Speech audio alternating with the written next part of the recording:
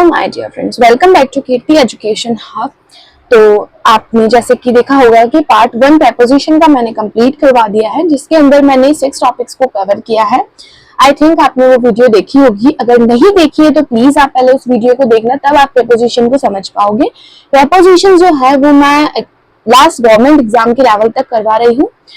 जो प्रेपोजिशन के कुछ टॉपिक्स बच्चों के क्लासेस के हिसाब से भी हैं, तो आप उसमें देख लेना कि आपके टीचर कौन कौन से टॉपिक करवा रही है, तो आप वो कर लेना।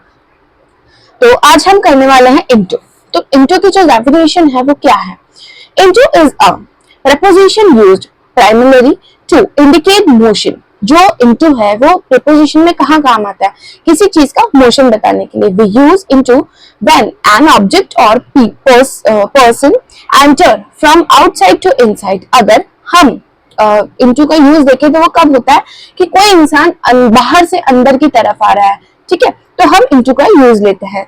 In simple words into, in plus motion, ये मैंने यहाँ लिखा भी है, ठीक है। तो अब हम देखते हैं कि इसका हिंदी मीनिंग। बहुत से हिंदी मीडियम वाले स्टूडेंट्स भी इस लेक्चर को देख रहे होंगे, तो आप इसको हिंदी में भी समझ सकते हो। इनटू एक प्रीपोजिशन है जिसका प्रयोग मुख्य रूप से मोशन या मूवमेंट को दर्शाने के लिए किया जाता है। जब कोई वस्तु या व्यक्ति मतलब कहते हैं कि बाहर से मतलब अंदर की ओर आ रहा हो, ठीक है, movement from outside to inside, तो हम इनटू का यूज लेते हैं, ठीक है। प्रवेश करते हैं तब हम इनटू का प्रयोग करते हैं, ठीक है। जिसका इनटू का मैंने यहाँ पे लिखा है कि इनटू इन प्लस मोशन, अंदर प्लस गति, ठीक है। तो आई होप कि आपको पता चला हो कि इसकी डेफिनेशन इजी वे में पता। देखो, मैं ये जो नोट्स आपको क्यों बता रही हूँ, ये मेरे हैंड रिटन नोट्स है, ये आपको बहुत हेल्प करेंगे। इन नोट्स को आप अपनी कॉपी में नोट डाउन जरूर कर लेना, ठीक है। स्क्रीनशॉट लेके मत रखना, क्योंकि स्क्रीनशॉट सिर्फ मोबाइल्स में रह जाएंगे। ये आप, मैं गारंटी के साथ कहती हूँ कि आप नहीं लिख पाओगे, क्योंकि नोट्स जो है वो बहुत लेंदी है। क्योंकि ये नोट्स लेंदी इसीलिए है क्योंकि मैंने इसे बहुत डिटेल में लिखा है। देखो, अगर आपको अपनी पढ़ाई करनी है, आप अगर सीरियस हो किसी चीज को सीखने में, तो प्लीज इसको आप नोट डाउन कर लेना। देखो, वीडियो है, आप आज देख रहे हो, कल फिर ढूंढोगे, क्या मतलब है, टाइम वेस्ट होगा। इससे अच्छा नोट्स को लिख के रखना। रूल नंबर 1 देखते हैं, movement from outside to inside. जब कोई किसी स्थान के बाहर से अंदर की तरफ जाता है तो हम इनटू का यूज लेते हैं। He jumped into the river। वो पानी के अंदर कूदा, है ना, बाहर से अंदर की तरफ, ठीक है। अंदर से बाहर की तरफ तो कूदा नहीं है, बाहर से अंदर की तरफ कूदा है, इसीलिए इनटू का यूज लिया है, ठीक है। चेंज टू स्टेट फ्रॉम, ठीक है, जब कोई वस्तु अपना रूप या मतलब अवस्था बदलती है तो हम इनटू का यूज लेते हैं। सेकेंड रूल इसका ये है। फॉर एग्जाम्पल, इसका आपको दिख रहा होगा, translate this paper into Hindi, ठीक है, भाषा का अनुवाद, यानी कि इस पेपर को आप किस में कन्वर्ट करो, हिंदी में, ठीक है। इसका रूल नंबर 3 है कि एंटरिंग अ स्टेट, ठीक है, किसी गतिविधि या स्थिति के शामिल होना, यानी कि they entered into an agreement. कोई जैसे किसी एग्रीमेंट में एंटर कर रहा है, समझौते में प्रवेश करना, उसमें भी हम इनटू का यूज लेते हैं, ठीक है। फॉर एग्जाम्पल आपने देख लिया है। अब हम आते हैं 4th rule, coding and hitting, ठीक है। जब कोई चीज किसी से टकराती है, for example he crash his car into a tree, पेड़ से टकराना, ठीक है, इसकी कार उस पेड़ से जाके टकरा गई तो इनटू लगा, ठीक है। अब इसकी एग्जाम्पल्स आप ये नोट डाउन कर लेना, ये बहुत इंपॉर्टेंट रहेंगे आपके लिए। एग्जाम्पल क्वेश्चंस है, मैं 2 आपको पढ़ के बता देती हूँ, बाकी 5 मैंने लिखे हैं। The frog jump into the wall. Well, मेंढक कूदे, ठीक है, किसमें कूदा, कुएं में कूदा, ठीक है, तो उसने जंप किया इनटू किसी चीज के अंदर, इसीलिए इनटू का यूज आया है। दूसरा है, the milk has turned into curd. जो दूध है वो दही में बदल गया, किसी चीज में बदला, ठीक है, तो ये था इनटू, ठीक है। The boy fell into the pit. इसका नेक्स्ट एग्जांपल ये है कि लड़का कोड़े में गिर गया। ठीक है, तो ये और 10 एग्जाम्पल्स हो जाएंगे। ठीक है, तो आई होप कि आपको ये समझ में आया होगा। तो नोट डाउन जरूर करना, नोट्स बहुत इंपॉर्टेंट है। वापस आपको ये नोट्स आए, जो मेरे नोट्स है शायद ऐसे नोट्स आपको नहीं मिलेंगे, आपको बहुत हेल्प करेंगे। मैंने एग्जाम लेवल के हिसाब से क्या क्या इंपॉर्टेंट बातें हैं वो भी लिखी है, तो आई थिंक आपको विजिबल हो रही होगी इजीली। ठीक है, अब देखो ये बहुत ही इंपॉर्टेंट अगर देखें तो पॉइंट है, इसको स्टार मार्क करके अपनी कॉपी में लिख लेना कि याद रखने की चीज ये है कि जो एंटर के साथ में हम इनटू का यूज करते हैं, ठीक है, वो गलत माना जाता है। क्यों? जैसे ही एंटर्ड द रूम, अगर मैं इसमें एंटर की जगह ही इनटू द रूम लगाऊं तो कहाँ सेंटेंस बन रहा है? लॉजिकली भी नहीं बन रहा है और ऐसे भी सही नहीं माना जाएगा। तो याद रखना इनटू की जगह नहीं है। ठीक है, यहाँ पे कोई जरूरत नहीं है। अगर मैंने फॉर एग्जाम्पल आप खुद लगा के देखो, ही इनटू द रूम, क्या मतलब है? नहीं ना, ही एंटर्ड द रूम, उसने रूम में एंटर किया। ठीक है, लेकिन जब बात की जाए किसी एग्रीमेंट की, बिजनेस की, या फिर कहा जाए कि किसी भी अलायंस की, तो हम एंटर की यूज ले सकते हैं इनटू के साथ। ठीक है, प्रयोग कर सकते हैं। ठीक है, ये याद रखना, ये आप अपनी कॉपी में नोट डाउन कर लेना। ठीक है, अब हम आते हैं, ठीक है विजिबल हो रहा है, तो आते हैं हम डिसाइड एंड डिसाइड्स। बहुत ध्यान से मैं पढ़ाती तो जा रही हूँ, जैसे अपन आगे बढ़ेंगे वैसे कंफ्यूजिंग होता जाएगा। ठीक है, yes, the between beside and besides and note on their uses. Students often get confused between the two, but they have very different meaning. तो बिसाइड एंड बिसाइड्स ऐसे जाना जाता है कि ये सेम है, कुछ बोलने में एक जैसा लगता है, लेकिन नहीं, इन दोनों का मीनिंग जो है वो बहुत डिफरेंट है। इसका अगर हम हिंदी मीनिंग देखें तो यह बिसाइड और बिसाइड्स के बीच का अंतर और उसका उपयोग के नोट्स दिए गए हैं। ठीक है, यहाँ पर अगर अपन देखें तो इसमें बहुत, दोनों में बहुत कंफ्यूजिंग है, कंफ्यूज हो ही जाते हैं। क्यों? क्योंकि दोनों का जो बोलने में अगर अपन प्रोनाउंसिएशन देखें तो थोड़ा थोड़ा सिमिलर है। ठीक है, तो अब हम देखते हैं सबसे पहले डिसाइड क्या होता है। ठीक है, हाँ, डिसाइड का इसका मीनिंग ये है कि प्रीपोजिशन ऑफ प्लेस। ठीक है, बाय डिसाइड या ऑफ या फिर नेक्स्ट टू, किसी भी चीज के बगल में या फिर के पास में हम डिसाइड लगाते हैं। It is used to indicate the physical position of an object और अ पर्सन। किसी भी चीज की या फिर किसी भी इंसान की फिजिकल पोजीशन बतानी हो तो हम डिसाइड का यूज में लेते हैं। ठीक है, इसका प्रयोग किसी वस्तु या व्यक्ति की भौतिक स्थिति, फिजिकल पोजीशन बताने के लिए किया जाता है। ये हिंदी मीडियम वालों के लिए मैं बार बार नहीं बोलूंगी, आप खुद देख लेना। इंग्लिश मीडियम वालों के लिए अलग डेफिनेशन मैंने लिखी है और हिंदी मीडियम वालों की अलग है। ठीक है, अगर आपको इंग्लिश में नहीं समझ आता है तो आप हिंदी में लिख सकते हैं, और इंग्लिश मीडियम वाले भी अगर चाहें तो हिंदी में लिख सकते हैं, क्योंकि आपके एक तरह से सेल्फ लैंग्वेज हो जाएगी। अपन नॉर्मली हिंदी बोलते हैं तो समझना इजी रहेगा। ठीक है, इसका एग्जाम्पल है, शी सेट बिसाइड मी, वह मेरे बगल में बैठी। My house is besides the river, मेरा घर नदी के बगल में है। ठीक है, तो एग्जाम्पल आपको एग्जाम्पल से समझ में आया होगा। अब आपको कंफ्यूजन जरूर क्लियर हो जाएगा कि दोनों में क्या है, क्योंकि मैंने बहुत ही इजी वे में बताया है। ठीक है, अब हम पढ़ते हैं besides. Preposition and adverb in addition to, apart from, के अतिरिक्त, के अलावा, इसका मतलब ये होता है। इसका रूल अगर हम देखें तो these is used when we talk about something। ठीक है, अगर हम किसी चीज के बारे में टॉक करते हैं तो happening in something else it means is addition to। ठीक है, इसका मीनिंग ये है कि किसी भी चीज के बारे में अगर हम बात कर रहे हैं, एडिशन तो हम बिसाइड्स लगाते हैं। इसका हिंदी मीनिंग ये है कि इसका प्रयोग तब होता है जब हम किसी चीज के साथ साथ मतलब कुछ और होने की बात करते हैं।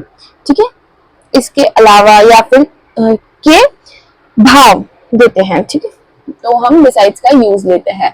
नेक्स्ट अब हम आते हैं इसके एग्जाम्पल पे।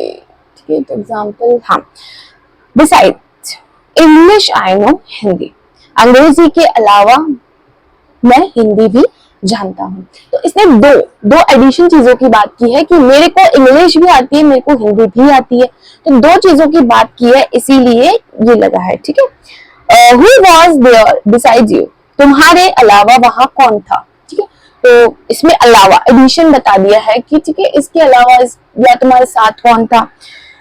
अगर हम इन दोनों का कंपैरिजन टेबल देखें या फिर तुलनात्मक चार्ट देखें तो क्या है, अगर हम देखें बिसाइड तो के बगल में, और अगर हम कॉन्टेक्स्ट देखें तो स्थान या फिर प्लेस की पोजीशन। अगर हम बिसाइड्स देखें तो के अलावा या फिर के अतिरिक्त। ठीक है, एडिशन में हम बिसाइड्स का यूज लेते हैं।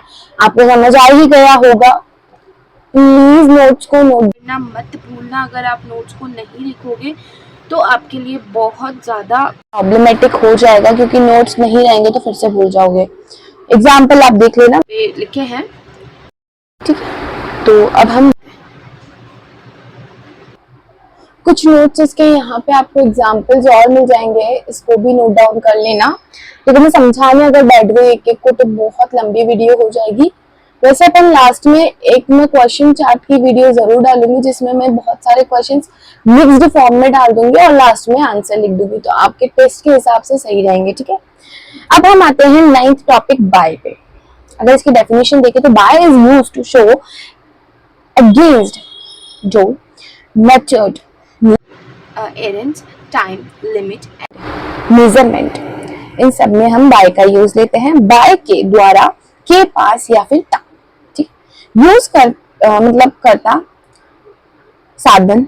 ठीक है, time limit, location, method, pattern बताने के लिए हम बाय का यूज करते हैं, बाय को लगाते हैं।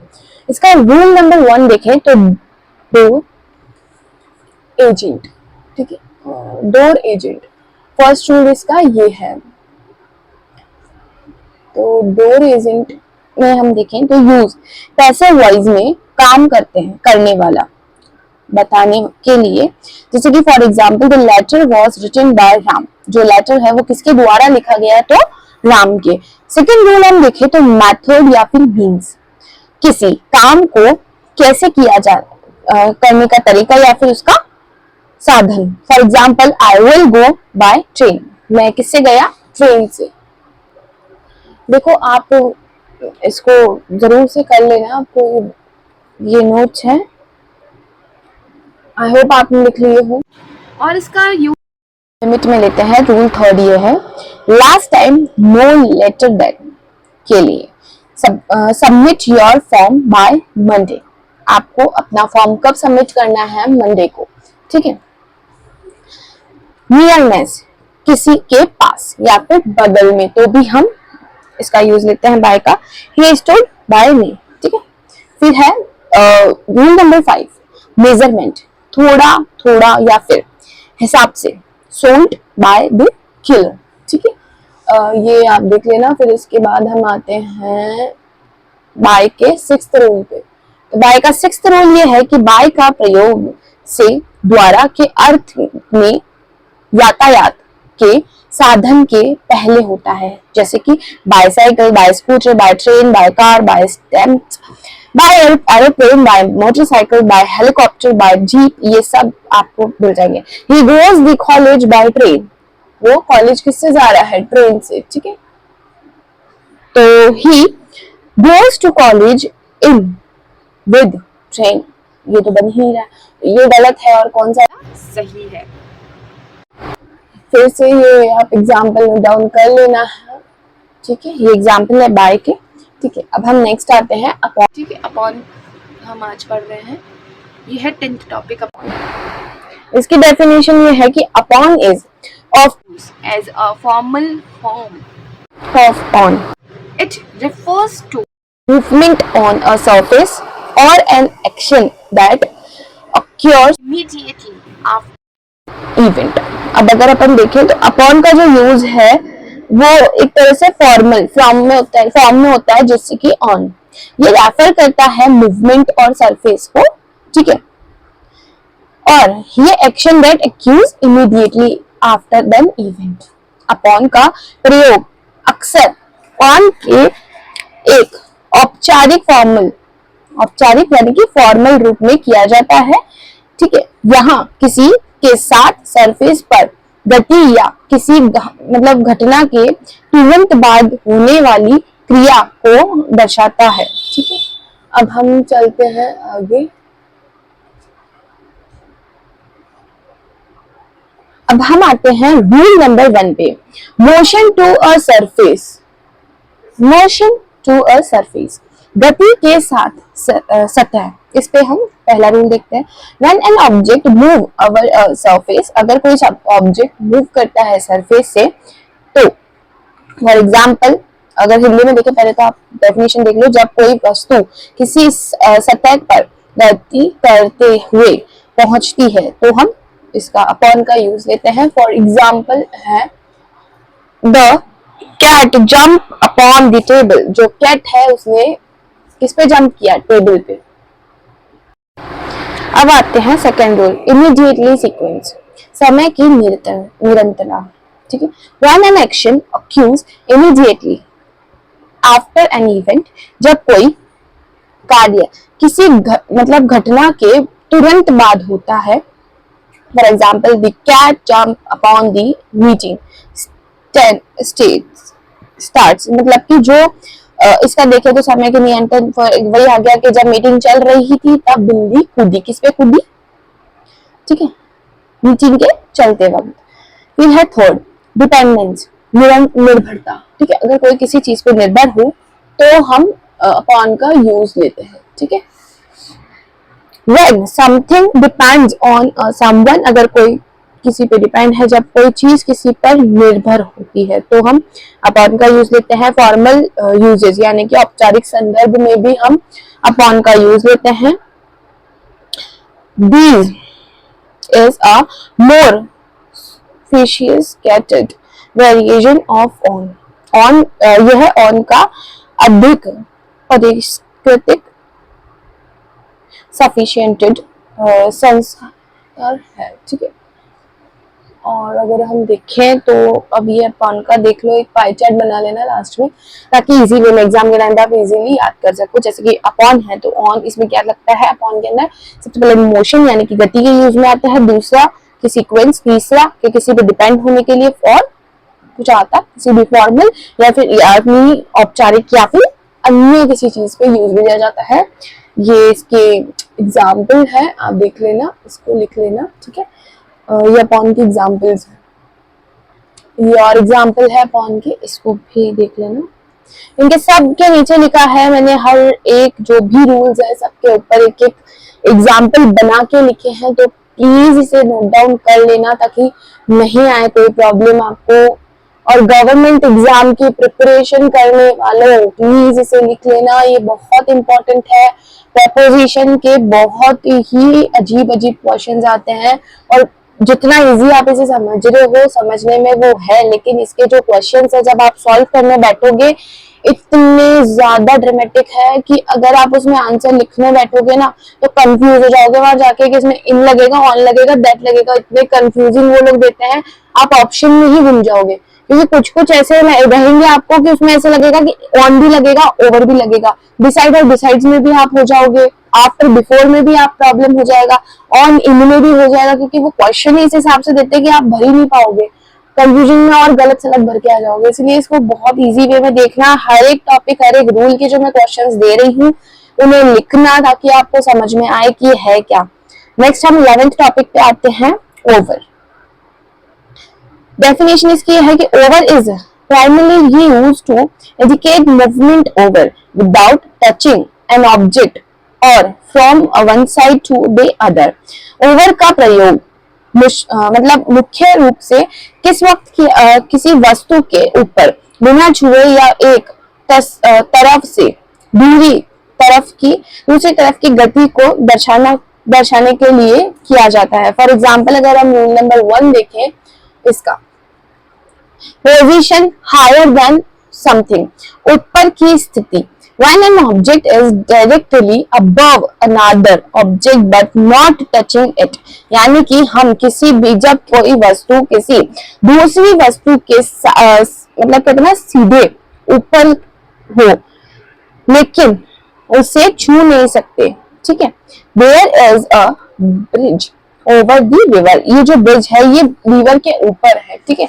इसे आप मतलब ऐसी कोई चीज जिसको आप छू नहीं सकते हो, ठीक है, तो उसमें हम ओवर का यूज लेते हैं। अब हम आते हैं rule number second, through out all over. इसका सेकंड है, तो इसके अंदर हम देखते हैं पूरे क्षेत्र में, किसी जगह के हर हिस्से में या चारों ओर, in over around every part of a place, he had traveled all over the world, उसने पूरे वर्ल्ड में ट्रैवल किया है। Rule number third, movement across, एक तरफ से दूसरी तरफ के लिए। इसका अगर अपन देखें, to move from one to to another, example jump, एक किनारे से दूसरे किनारे तक जंप करना, जैसे कि कूदना, ठीक है। The cat jump over the wall, जो बिल्ली है वो कहाँ कूदी, वॉल में। फोर्थ रूल पे अपन आते हैं, मोर देन, ठीक है, अधिक। तो to express a created number or age limit, किसी मतलब संख्या या फिर कहते हैं ना कि सीमा से ज्यादा हो। He is over 20 years old, इसका एग्जाम्पल। समाप्त के लिए भी हम ओवर का यूज लेते हैं, ठीक है, किसी भी चीज के फिनिश में। Be end of a task or time, किसी कार्य या समय को खत्म होने पर हम ओवर का यूज लेते हैं। द मीटिंग इज ओवर, जो मीटिंग है वो खत्म हो गई है, ठीक है। तो ये आपका पाई चार्ट है, इसे भी आप हर एक पाई चार्ट को कॉपी कर लेना, क्योंकि लास्ट मिनट पे पाई चार्ट्स बहुत काम आते हैं, ठीक है। ओवर का पाई चार्ट है, पोजीशन बताना, मूवमेंट बताना, अधिक यानी कि मोर देन, ठीक है, और लास्ट है अन्य, समाप्त, फिनिश, ठीक है, उसके लिए हम ओवर का यूज लेते हैं। ये आपका एग्जांपल्स है, इन्हें नोट डाउन कर लेना, ठीक है। ये रहा एग्जांपल। देखो मैं आपके लिए खुद के हैंड रिटन नोट्स बना के पढ़ा रही हूँ, आपको इतना सब कुछ प्रोवाइड कर रही हूँ, तो प्लीज इस चैनल को लाइक, शेयर, सब्सक्राइब करो और मुझे मोटिवेट करो कि मैं और वीडियोस बनाऊं। देखो अगर आपको समझ आएगा तो मुझे भी इंटरेस्ट आएगा वीडियोस अपलोड करने में। अगर आपका रिस्पॉन्स आता है तो ऐसे लगता है कि हाँ मैंने कुछ अच्छे से करा है, तभी सबका रिस्पॉन्स आ रहा है। तो प्लीज इस वीडियो को लाइक, शेयर, सब्सक्राइब जरूर करें और बताएं कि आपको मेरी वीडियो कैसी लग रही है। नेक्स्ट हम आते हैं बिलो, यानी कि below is used to indicate a lower level, position or standard of something or someone.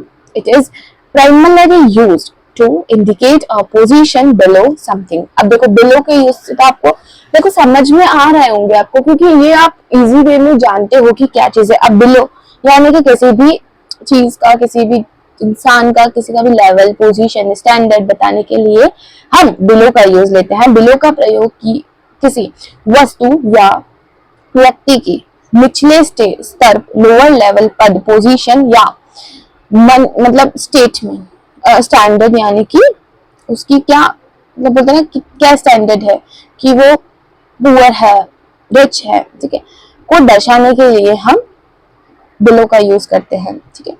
ये मुख्य रूप से किसी चीज किसके निचले स्तर को बताने के लिए यूज किया जाता है, ठीक है।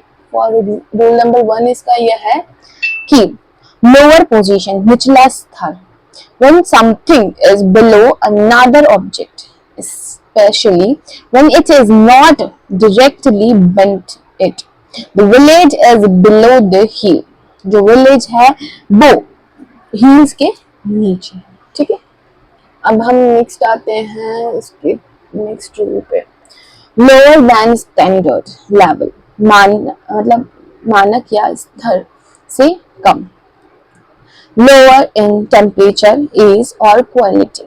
For example, the temperature is 5 degree below zero. अगर हम थर्ड रूल देखें तो लोअर इन रैंक, अगर किसी की रैंक बतानी हो, इंपॉर्टेंस बतानी हो तो पद या फिर rank. A person position is lower than that of another, ठीक है। किसी व्यक्ति का पद किसी अन्य से कम होना। He is below me in the office hierarchy, ठीक है। फॉर एग्जाम्पल ये इसका एग्जाम्पल हो गया। फोर्थ वाला अगर अपन देखें रूल, तो किसी की रेफरेंस को बताना, लिखावट में, संदर्भ में। For information below in an article और डॉक्यूमेंट। लिखावट में कहते हैं ना, ये लिखावट में संदर्भ, रेफरेंस किसी के लिए, ठीक है। For example read the instructions given below. अगर मुझे बताना है कि ये मैंने लिखा है, इसके नीचे मैंने इंपॉर्टेंट चीज लिखी है, तो प्लीज इसका जो बिलो मैंने लिखा है इंस्ट्रक्शंस, उनको जरूर पढ़ना। तो यानी कि इसका नीचे का इंस्ट्रक्शन पढ़ना। आई होप कि आपको समझ में आ रहा होगा। ये इसके एग्जाम्पल्स नोट डाउन कर लेना। आई होप कि आपको विजिबल है, ठीक है। ये रहा इसका पाई चार्ट। तो बिलो हमें क्या बताता है, किसी भी चीज की लोकेशन, लेवल, ठीक है, स्थान, ऊंचाई या फिर नीचाई। स्टैंडर्ड बताता है, वैल्यू यानी कि मान या फिर मानक या फिर मान। रैंक, स्टैंडर्ड, पद और रैंक बताता है, ठीक है। और अन्य अगर देखें तो निर्देश और लेखन, क्या निर्देश है क्या लेखन है वो बताता है। ये टिप टू रिमेम्बर है, आपके एग्जाम के लिए इंपॉर्टेंट है, जो मैंने लिख दी है, ठीक है। ये आप देख लेना, ये आपका एग्जाम्पल है, ठीक है। अब नेक्स्ट आते हैं अपन topic number 13, up and down, ऊपर और नीचे। ये तो आपको आता ही होगा। It is used to indicate an upward movement of an object or person, movement to a higher position or an upward position. Down, it is used to indicate a downward movement or an object or person movement to a lower position or a downwards position. ऊपर, up यानी कि ऊपर, किसी भी चीज का movement ऊपर की तरफ जाए, हायर जाए, तो हम बताते हैं, या फिर किसी भी चीज की पोजीशन बताते हैं। डाउनवर्ड्स में वही उल्टा कर दो इसका, कि किसी भी ऑब्जेक्ट पर्सन की मूवमेंट लोअर यानी कि नीचे जाती हो तो हम डाउन का यूज लेते हैं, ठीक है। किसी भी चीज की पोजीशन अगर डाउनवर्ड्स जा रही है तो हम डाउन का यूज ले रहे हैं। अगर इनका इंपॉर्टेंट रूल्स अगर अपन देखें तो, ठीक है, तो इंपॉर्टेंट रूल्स क्या है, direction and movement, moving upwards, ठीक है। Example, the price are going up, जो प्राइस है वो ऊपर की तरफ जा रही है। Downwards, falling down hill or downwards, the sun is going down, जो सन है वो नीचे की तरफ जा रहा है, डूब रहा है, यानी कि सन सेट हो रहा है। लोकेशन, अप यानी कि straight of above a location, ठीक है। डाउन में अगर देखें तो in the direction of the river और बिलो लोकेशन, ठीक है। लेवल और चेंजेस देखें तो an increase in a level, speed और अ प्राइस। डाउनवर्ड्स में देखें तो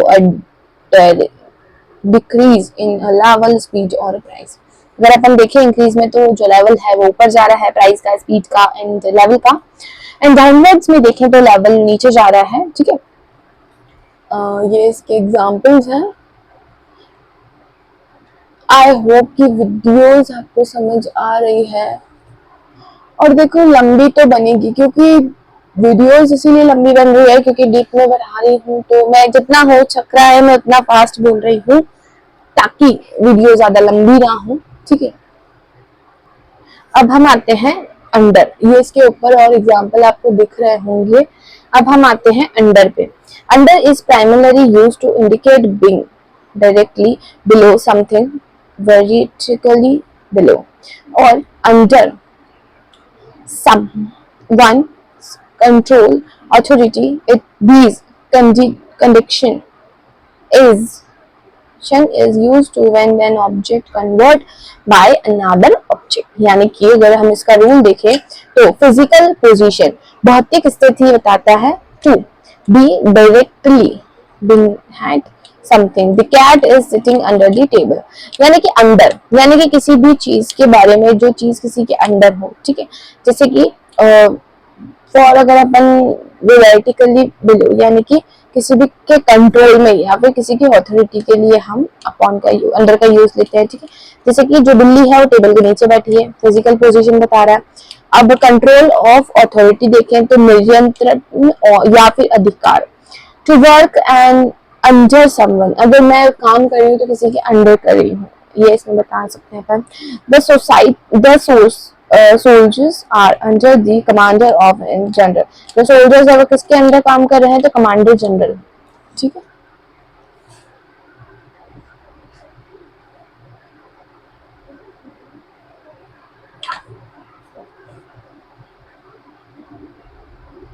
अब आता है थर्ड, स्टेट और कंडीशन, अवस्था या स्थिति। To understand the process the bridge is under construction, यानी कि जो ब्रिज है वो अंडर कंस्ट्रक्शन चल रहा है, ठीक है, अभी बन रहा है।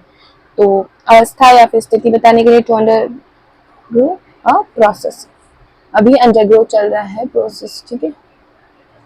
फिर है लेस देन, आयु या फिर संख्या में कम बताने के लिए हम यूज में लेते हैं be, below a certain limit in an age or a number, किसी भी चीज की मतलब लिमिट बताने के लिए हम अंडर का यूज लेते हैं। For example, children under 10 year are not allowed, जो बच्चे 10 साल के अंदर है वो अलाउड नहीं है, ठीक है। फिर से एग्जाम्पल्स आप नोट डाउन कर लेना। ये लास्ट में पाई चार्ट है कि अंडर किस किस में यूज में आता था, लोकेशन, अथॉरिटी, कंडीशन और age limit. To is primarily used to indicate direction, destination, and relation. It expresses movement or approach from one point to another. Important rule अगर अपन इसकी देखें तो डिस्ट्रैक्शन, अब जो टू है वो सॉरी जो टू है वो किस में यूज में लिया जाता है, तो ये एक प्राइमरीली यूज करता है, इंडिकेट करता है डायरेक्शन को, डेस्टिनेशन को या फिर किसी भी चीज के रिलेशन को। फॉर एग्जाम्पल अगर सॉरी फॉर द रूल्स अगर अपन इसके देखें तो distraction and direction, when a person or a thing is going towards a place. I am going to school, मैं स्कूल जा रहा हूँ या जा रही हूँ, ठीक है। Time telling, for the time within, यानी कि 5 minutes to 10, यानी कि it is 10 minutes to 5, ये इसका एग्जाम्पल है। कंपेरिजन अगर देखें तो to the preference और compare बिटवीन टू थिंग्स, अगर हम किसी भी दो चीज में कंपेयर कर रहे हैं तो हम टू का यूज लेते हैं। I prefer tea to coffee, ठीक है, कंपेरिजन हो गया, ठीक है। अब हम आते हैं इसके नेक्स्ट पे, वेट अ मिनट, हाँ, limit, to reach a particular point of limit. Example, water reached high risk, अब वाटर कहाँ पे लेवल हाई रिस्क पहुंच चुका है। फॉर एग्जांपल में अपन के क्वेश्चंस हैं आप इसमें, ठीक है। ही वॉकिंग टू द स्टेशन, ये इसके एग्जांपल्स हैं, ये आप नोट कर लेना। अब हम आते हैं ऑफ पे। ऑफ का यूज कहाँ कहाँ आता है वो अपन देखते हैं। Of is primarily used to show relation, position, causes and place.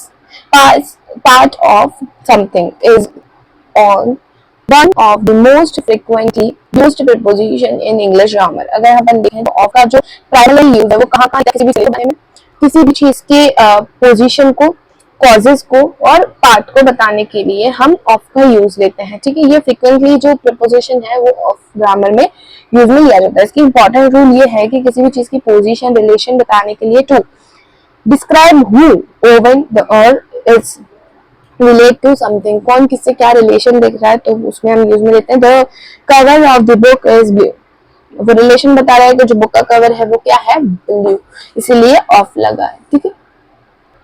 अब हम आते हैं rule number second, quantity part of to disturbs a small part of a group, a piece of a cake, किस क्वांटिटी बता दी, part बता दिया, ठीक है। रूल नंबर थर्ड, कॉज या फिर डिजीज के बारे में हम बात करें तो ऑफ लगाते हैं। When someone is suffering from a cause, कोई है जो किसी चीज से सफर कर रहा है, such as a disease. For example, he died of malaria, वो लोग किससे मरा, मलेरिया होने से, तो एक कॉज था, ठीक है, एक डिजीज थी। Rule number 4, material. When an object is made of a particular substance, तो the ring is made of gold. जो ring है वो किससे ये इसकी एग्जांपल है, अगेन राइट डाउन कर लेना।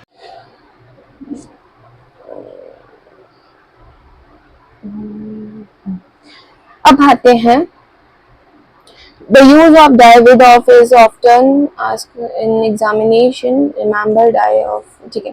तो ये आप देख लेना कि कुछ कुछ एग्जाम्स में अलग तरह से पैटर्न में घुमा फिरा के क्वेश्चन आते हैं, वो थोड़ा अब है ओ डबल एफ ऑफ वाला, ठीक है। वो ऑफ सिंगल वाला था, ये डबल वाला ऑफ है। Of is primarily used to indicate separation, distance and movement away from a surface. It indicates a loss of content with a or a removal from something। अच्छा, ये कह रहा है कि इस ऑफ का यूज कहाँ होता है, किसी भी चीज के सेपरेशन में, डिस्टेंस में, या फिर मूवमेंट के सरफेस में, ठीक है। हम इस करते हैं। इसका पहला रूल क्या है, use of at a distance from far from express the sense of separation meaning. किसी भी चीज की सेपरेशन और मीनिंग को बताने के लिए हम इस ऑफ का यूज करते हैं। For example there was a village little way for a sea coast, ठीक है, ये इसका एग्जाम्पल। देन इसके बाद सेकंड रूल है सेपरेशन फ्रॉम अ सरफेस, सतह से अलग होना। When an object levels a surface, for example अगर हम देखें तो he fell off the bike, वो अपनी बाइक से गिरे, ठीक है। मूविंग अवे फ्रॉम यानी कि मूविंग अ प्लेस और a thing. For example the place took off the from the runway, ये इसका एग्जाम्पल हो गया, ठीक है। लॉस ऑफ कांटेक्ट, ठीक है। When something is no longer contact, किसी भी चीज का बहुत टाइम से कांटेक्ट नहीं है, something else, keep your feet off the furniture, अपने पैरों को फर्नीचर से दूर रखो। फिफ्थ रूल ये है B, difference between off and off is often asked in exam। बहुत सी बार एग्जाम में सिंगल ऑफ और डबल ऑफ का बता देते हैं, पूछ लेते हैं कि क्या डिफरेंस है, ठीक है। इसका डिफरेंस ये है कि ये किसी भी चीज का रिलेशन शो करता है और ये ऑलवेज शो सेपरेशन, एक रिलेशन बताता है, दूसरा बिछड़ाता है, यानी कि सेपरेशन बताता है। अब ये इसकी एग्जांपल्स हैं, वो आप देख लेना। अब हम आते हैं 18th टॉपिक टिल और अनटिल पे। Both till and until are primarily used to indicate a time limit. They indicate how long an action or situation will contain. Grammatically, till and until are synonyms and can be used interconnectable, ठीक है। अगर हम देखें तो till और until दोनों एक time limit बताते हैं, इंडिकेट करते हैं, ठीक है। ये एक्शन और सिचुएशन के बारे में बताते हैं। ग्रामेटिकली अगर अपन देखें तो टिल और अनटिल एक सिनोनिम है, ठीक है। रूल नंबर 1 देखें तो direction of time, an action continues for a separation period of time. अगर हम देखें तो ये ड्यूरेशन ऑफ टाइम बताते हैं, किसी भी चीज का सेपरेशन ऑफ पीरियड बताते हैं। I went for him until 6 PM, मैं कब से वेट कर रहा हूँ, 6 बजे से, ठीक है। ये एक टाइम ड्यूरेशन बता दिया। अगर पॉजिटिव एंड नेगेटिव स्टेटमेंट देखें तो these can be used in both type of sentence, ये दोनों सेंटेंस में यूज में लिया जाता है। I stay there until he come, ठीक है, मैं जब तक खड़ा रहा तब तक वो आया नहीं या आई नहीं, ठीक है। इनफॉर्मल यूज अगर अपन देखें तो till is more common in informal speech, मतलब इनफॉर्मल स्पीच में टिल का ज्यादा यूज आता है। फॉर एग्जाम्पल्स नीचे दिए गए हैं, ठीक है। टिल का एक ही है तो एक मैं नीचे बता देती हूँ। She worked till later at night, वो वर्क कर रहे हैं रात तक, ठीक है। ये आ गया इसका एग्जाम्पल, इधर मैंने दिए हैं, ये आप देख लेना, ठीक है। रिमेंबर इन कॉम्पिटिशन एग्जाम्स, ठीक है, to avoid using not after till and until. अब हमेशा याद रखना कि टिल के साथ अनटिल के साथ आप ऑन का यूज नहीं लोगे बाद में, ठीक है। Because the word being a negative time, ठीक है। Limit in themselves always see their verbal position to understand then true meaning of the statement. आप मतलब लगाना गलत हो जाए है स्टेटमेंट का, तो जो मैं इंपॉर्टेंट चीजें बता रही हूँ उनको स्टार मार्क करके जरूर से लिख लेना, ठीक है। अब है in front of. In front of is primarily used to indication, it indicate that a period of time thing is located in front of another object. Rule number 1, position. When something is in front of someone, अगर कोई चीज किसी के सामने in front खड़ी है, in front of it there is a train after my house. ठीक है, जो ट्री है वो मेरे घर के इन फ्रंट के साइड में है. Rule number 2, facing someone to be in front of face to face with someone. मैं किसी से आमने सामने बात कर रही हूँ या कर रहा हूँ. She took in front of the jungle. मैंने उसे कहाँ देखा? जंगल के वहाँ. ठीक है, अब आपको रूल नंबर ये है third. In refers to time. It is also often used in French English to mean before he had his whole life in front of him. ठीक है, इसके एग्जाम्पल्स आप देख लेना. इन फ्रंट, ठीक है, ये इन फ्रंट के एग्जाम्पल्स हैं. ठीक है, फिर से स्टार पॉइंट के लिए आ गया है. एग्जाम पॉइंट ऑफ व्यू के हिसाब से देखना कि in front of and opposite are often confuse. ये दोनों ही बहुत कंफ्यूजिंग है. Remember, in front of the front side of something such as a front door of a house, opposite being on opposite side of each often such as across the stress. ठीक है, तो ये देख लेना. कुछ कुछ exam point of view से उल्टे पुल्टे करने के लिए क्वेश्चन दे ही देते हैं, तो कंफ्यूज मत होना, उल्टे पुल्टे मत भरना प्लीज. अब है during. During is primarily used to indicate a period of time. It is indicate that an event across occurred within a separation time frame. Rule number 1, अगर आप सॉरी जो ड्यूरिंग देखें अगर अपन, तो ये किस में यूज आता है? तो किसी भी चीज की इंडिकेट पीरियड ऑफ टाइम को बताने के लिए. ठीक है, आइडेंटिटीज के लिए event occurred within a specific time के फॉर्म को. रूल नंबर 1 है specific period. It is referred to the duration of a particularly festival, events of or holiday. इन सबको बताने के लिए, किसी भी चीज का त्योहार, इवेंट या हॉलीडे बताने के लिए हम ड्यूरिंग का यूज लेते हैं. अब हम आते हैं इसके एग्जाम्पल पे. We visited many places during our holiday. मैंने बहुत सारे प्लेसेस देखी जब मैं छुट्टियों में गया था. नेक्स्ट है रूल नंबर 2. तो continuity, it indicates that the action continued throughout the entire period. हाँ चलो, तो अपन देखते हैं कि अब किसी भी चीज की कंटिन्यूटी को बताने के लिए, ठीक है, indicates that an action, तो हम थ्रू का यूज लेते हैं. ठीक है, for example it is rained during the night. पिछली नाइट पे बहुत बारिश हुई थी. ठीक है, चलो rule number 3. Used with noun. During is always followed by a noun. The meeting, the war, the summer. ठीक है, इन सब में नाउन के साथ में ये यूज होता है. Since of a period, उसमें भी हम during का यूज लेते हैं. It does not indicate stars and ये किसी भी start या फिर end के but rather indicate that the event occurred with the period of time. ये किसी भी चीज के टाइम या पीरियड को occurred बताता है.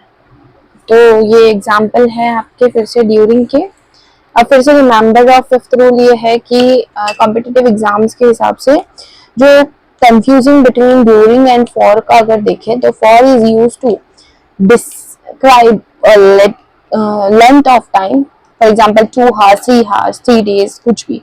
और जो अगर ड्यूरिंग का यूज देखें तो ये किसी भी नाम specific period, during the summer, during the classes, ये इस तरह से बताता है, लेकिन ये किसी भी चीज का टाइम ड्यूरेशन बताता है. ठीक है, आई होप कि मैंने जितना पढ़ाया आपको समझ में आया होगा. अब इसका लास्ट एंड फाइनल पार्ट आएगा, थर्ड पार्ट, जिसमें आगे के बाकी टॉपिक्स में कवर करवा दूंगी, क्योंकि ये वीडियो बहुत लंबी हो जाएगी, क्योंकि मैं पूरा अगर कवर करवाऊंगी तो प्लीज इस चैनल को लाइक, शेयर, सब्सक्राइब करो ताकि मुझे मोटिवेशन मिले, मैं और न्यू वीडियोस ला पाऊँ. और इन नोट्स को कॉपी जरूर कर लेना, ये बहुत इम्पोर्टेंट है. और मेरे को ऐसा लगता है कि शायद ये नोट्स आपको बहुत हेल्प करेंगे. तो बस मैं यही कहना चाहूंगी कि प्लीज अपनी पढ़ाई में मोटिवेटेड रहना। बहुत सारे एग्जाम्स कॉम्पिटिटिव अभी आ रहे हैं। फॉर एग्जाम्पल सीजीएल आ रहा है, एसएससी सीजीएल का पेपर है, उसके बाद में रेलवे का पेपर आएगा, बैंक के पेपर आएंगे, आरएस का पेपर है। तो प्लीज अभी सबसे मेन इम्पोर्टेंट जो बेस है सीईटी वो वापस आ रहा है। तो सीईटी का जो प्रिपरेशन कर रहे हो प्लीज अपनी जी जान लगा देना, क्योंकि एक बार अगर आपने सीईटी निकाल लिया तो आपके बहुत सारे राजस्थान के पेपर खुलेंगे। तो please be motivated and okay. तो बाय बाय, नेक्स्ट वीडियो में मिलते हैं।